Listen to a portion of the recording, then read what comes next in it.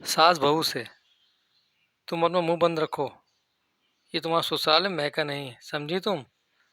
बहू प्यार से, महका तो ये आपका भी नहीं।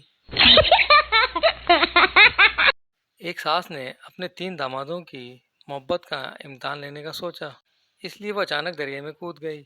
तो बड़े दामाद ने दरिया में कूद कर उसको बचा लिया। सास ने उसको बेहतरीन गाड़ी तोहफे में दे दी।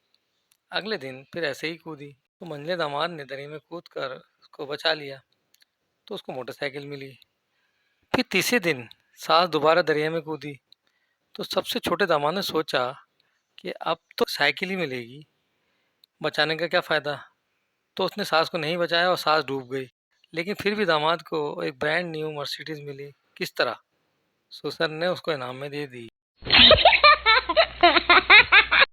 टीचर, बताओ वो कौन सी औरत है जिसको 100% सही पता होता है कि उसका शौहर कहाँ है? शागिर्द, मिस बेवा औरत को।